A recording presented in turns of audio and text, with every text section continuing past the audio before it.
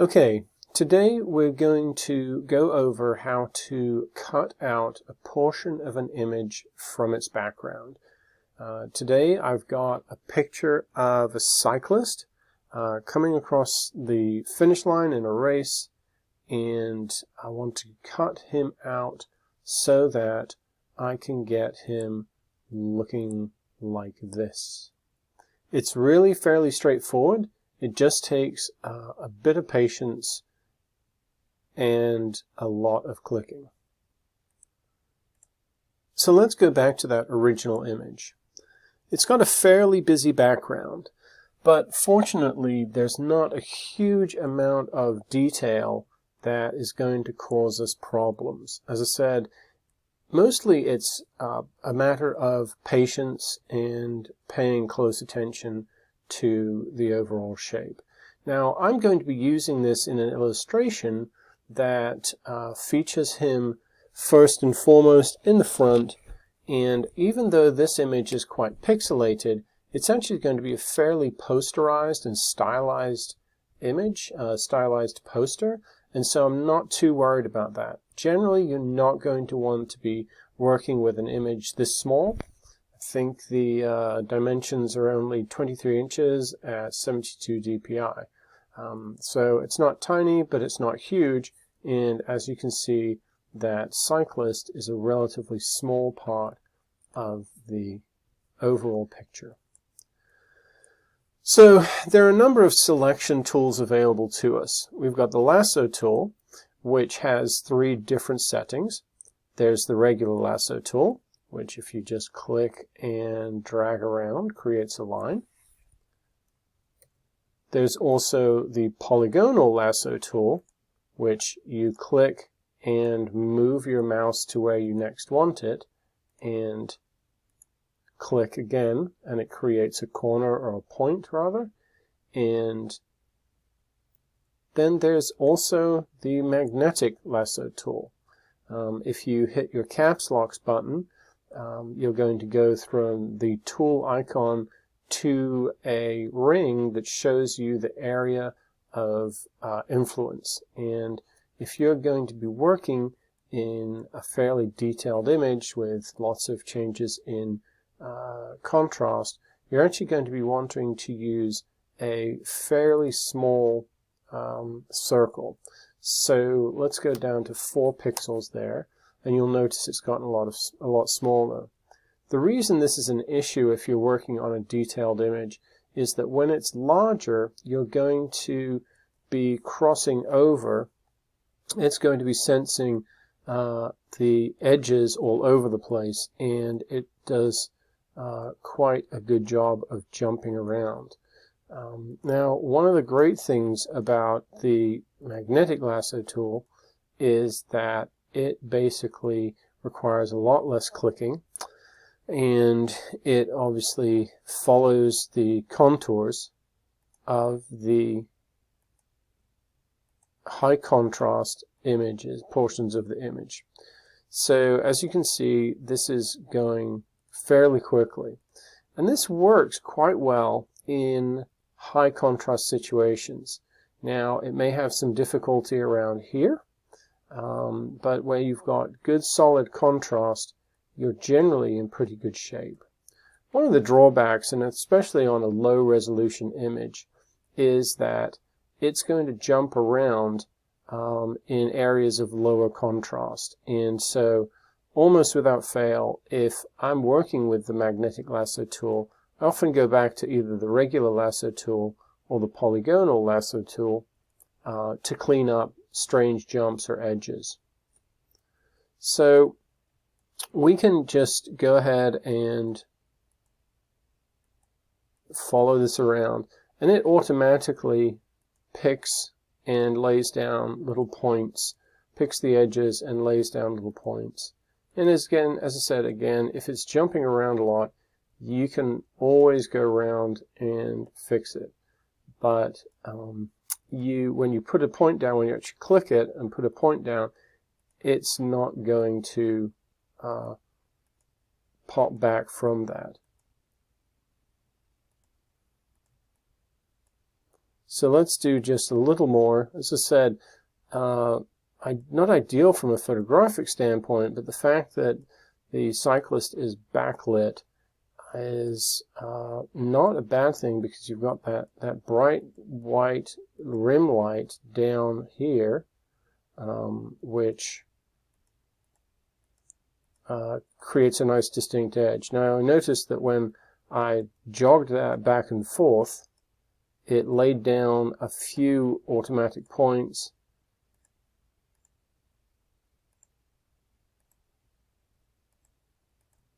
And I can just go back and make those up. So now, something I'm doing here is I'm tracing back to my starting point. Now, I like to do this in pieces, in portions of the overall picture, because if I'm clicking along like this and I accidentally double click, it automatically finds its way back to that very first point. Now, if I've been clicking around here, laying down that line, and I'm all the way over here and I accidentally double click, it's going to select this entire area, and you could lose all of the work you've already done. So I, every once in a while, just fill it out, finish it up, and then use the Shift tool to add more in. I'm sorry, the Shift key to add more in. So I've gone ahead and changed this down back to the polygonal tool, polygonal lasso tool, and I'm going in and selecting this area that kind of got left behind. And again, you can use either the lasso tool or the polygonal lasso tool to make these adjustments, or to do the whole thing.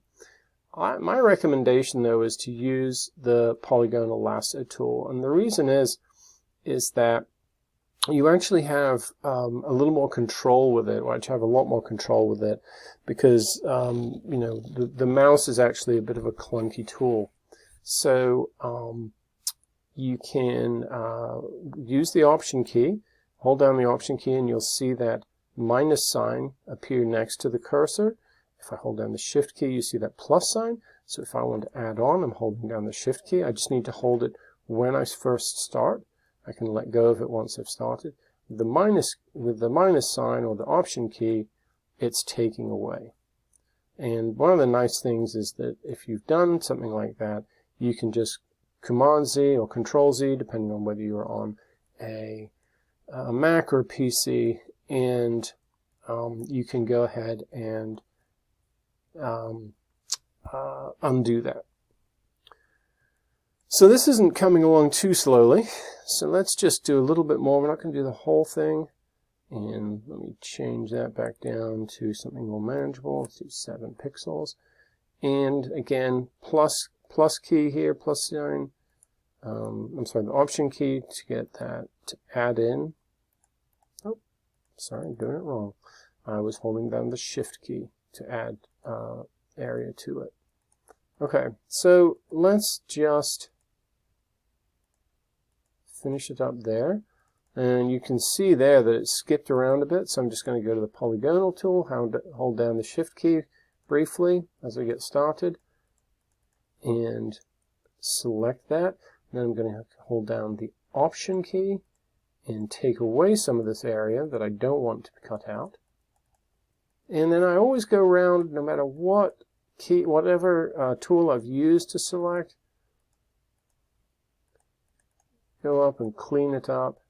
Again, this is a much more pixelated image than you're generally going to be working with, because you want a fairly high resolution file. Okay. And it is easier with a higher resolution image. So here we have it. Now, one of the other selection tools that some people like to use is the Magic Wand tool. The Magic Wand tool is a very imprecise tool unless you've got great big areas of low contrast that are high contrast with the edge, so with their edges. So let's say I wanted to select this entire sky.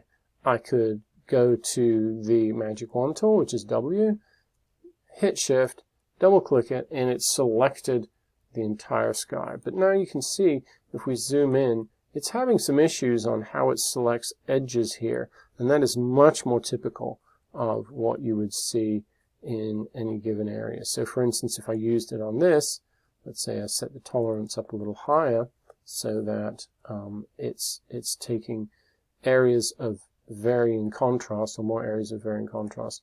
And if you go in here to select the face, it's going to start bleeding out, and it can be quite imprecise.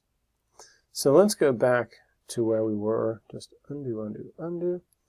And so the next step on anything, it doesn't matter whether it's high resolution, low resolution, whether it's sharp in the foreground, whether it's soft in the background, is you're going to go up to your selection, the selection menu, go to modify, and then feather. Shift F6 is your shortcut.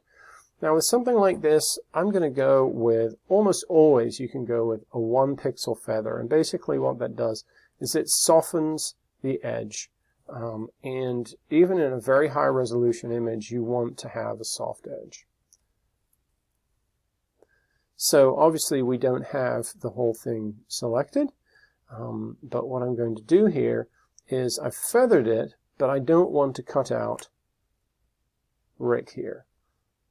What I want to do is cut out the background. So I'm going to select inverse, so that's Command Shift I, and you'll notice that instead of it just going from here or around his torso, arms, and head, it's now selected everything but that, and that's what we want to do. So we hit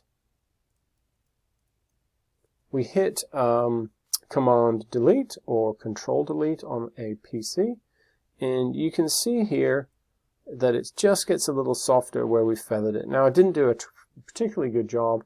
I could have done a better job, given a little more time on these edges. We've obviously right in here you can see where we've clipped off some of that background, but I can always go in and select a bit more. Oops, I'm on the wand tool.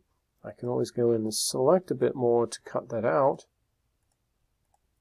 And don't forget to feather it. So we're going to go to Shift F6, feather that portion one time, and delete that out. So that's how you get that. And after a lot of patience in clicking, you get this. So we've cut out in between his legs, in between the bicycle frame, even in here where the inside the wheel itself. I didn't bother cutting around the spokes. That would have gotten really distracting. But again, this is being used in a very posterized way, and you can get away with some missing detail here.